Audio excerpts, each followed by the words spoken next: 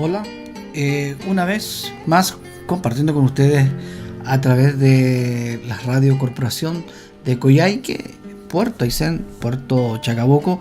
Queremos estar siempre animándole, siempre poder instar a que podamos ocuparnos día a día de nuestra salvación, ocuparnos de tantas, ¿no es cierto?, que nos afanamos muchas veces en las actividades sin devoción, lo que hablábamos hace poco, sin estar dentro de las actividades en la iglesia, en la casa, en el trabajo. Pero muchas veces cuando Dios quiere estar a sola con nosotros, nos estamos cansados, estamos muchas veces preocupados, con muchos quehaceres, afanados, y llegamos a tal punto de turbarnos, es decir, cómo tanta actividad puede llenar nuestra vida, nuestro corazón de turbación, el no apartarse, el no entrar en la presencia de Dios. Decíamos que el que vive en la carne no va a sentir anhelo de orar. El que está en la carne, el que alimenta más su carne.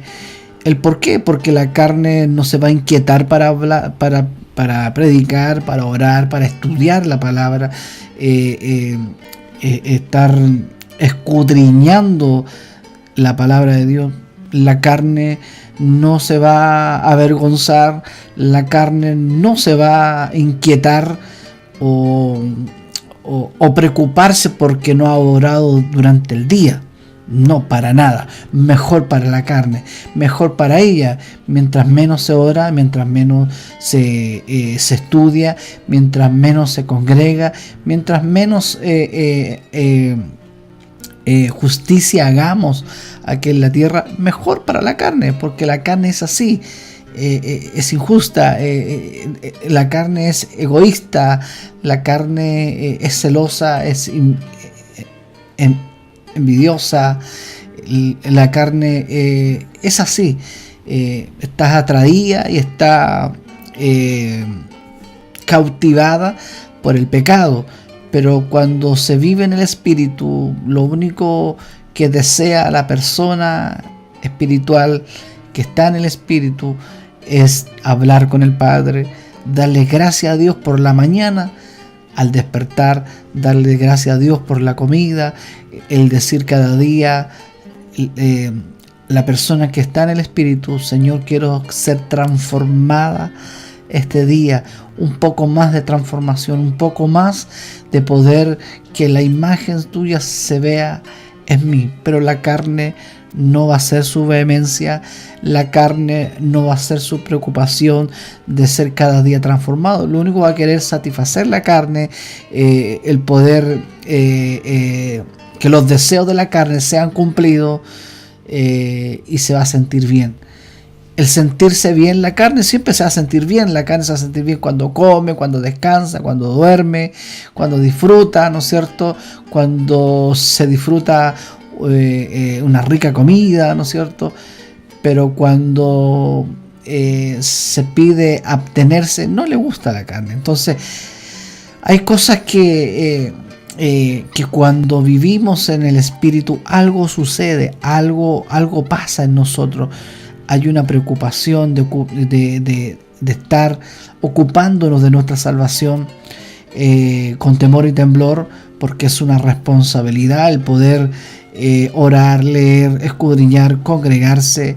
Es parte de la vida de una persona que está en una nueva naturaleza divina, es decir, está realmente en el espíritu. Como decía, ¿no es cierto?, un personaje, yo pensaba que había muerto cuando fui a las aguas, pero descubrí que esta carne, que este desgraciado resucitó, ¿no es cierto?, hablando de la carne, y pensaba de que había muerto, pero no. Eso sucede cuando comenzamos a alimentar la carne, cuando comenzamos a vivir en la carne, Es preocupante porque no va a ser su prioridad en orar, no va a ser su prioridad en orar, no va a ser lo primero darle a Dios lo que corresponde, no va a ser lo primero, no va a sentir deseo ni gana de congregarse. Son parte del deseo de la carne, el no obedecer, el no ser responsable. Somos responsables en la pega, somos responsables en los estudios, somos responsables en la casa, pero con respecto a congregarnos, con respecto a vivir en la comunión con los santos, en la congregación de los santos, siempre hay excusa, justificación, ¿cierto? La justificación por la fe no es para justificarnos. No es para justificarnos de no orar, de no congregarnos, de alimentar la carne. No, la justicia por fe en Cristo no es para vivir una vida justificada y viviendo una vida injusta. No es justo no congregarse, no es justo, no es de un justo el no dar lo que le corresponde a Dios, no es justo el no orar. No orar. La vida de la carne es ser injusta, el no querer estudiar, el no querer tomar las escrituras, preguntar, estudiar, verificar, ¿no es cierto?, con lupa. ¿Por qué? Porque es algo que tenemos que estudiarlo con delicadeza, con temor, con temblor, con respeto, con responsabilidad. ¿Hallará fe en la tierra? ¿Hallará fe en la tierra cuando Cristo venga por nosotros? ¿Hallará fe? Eso es lo que tenemos que estar autoanalizándonos. Tenemos que considerar: ¿estoy tardo para orar? ¿Estoy tardo para leer? ¿Estoy tardo para congregarme? ¿Qué pasa en mí? ¿Estoy diciendo estoy como frío? El único responsable de esto, de tu vida espiritual, de mi vida espiritual, de nosotros mismos. No tenemos que echarle la culpa a la mamá, ni al papá, ni al pastor, ni a la iglesia, ni a los hermanos. Es nuestra propia responsabilidad. Y eso es lo que muchas veces después vemos consecuencias gravísimas, consecuencias porque la carne no nos va a guiar en un buen camino. La carne no nos va a direccionar a las cosas justas, a las cosas santas, a las cosas que son del reino de Dios, sino que va a buscar los deseos de su propia carne, los deseos de la carne, que son pecaminosos. Entonces, cuando hay una tendencia, ¿no es cierto?, a preocuparnos y a afanarnos, como Jesús le dijo: Marta, tanto te afanas, tan turbada, tan preocupada, tan que has dejado a tu invitado más importante a un lado por hacer tus cosas. Descuidó la visita, descuidó su visita principal. Imagínense que Jesús llegue a nuestra casa, ¿no es cierto?, de persona a persona, y nosotros haciendo las cosas, ¿sí? Y hacemos las cosas, estamos ahí, subimos, bajamos la escala, y descuidamos la visita. ¿Cómo se siente cualquier visita? Pucha, no me dio la hora. Bueno, será para la próxima. Lo veo que está muy ocupadito, pero lo entiendo. Nos vemos y se va. Pero Jesús confronta, ¿no es cierto?, su realidad y le dice: Marta, tan afanada. Y cuando hay muchos afanes, preocupaciones, viene turbación. Y más encima, Marta diciendo: María no hace nada. María está haciendo la mejor parte.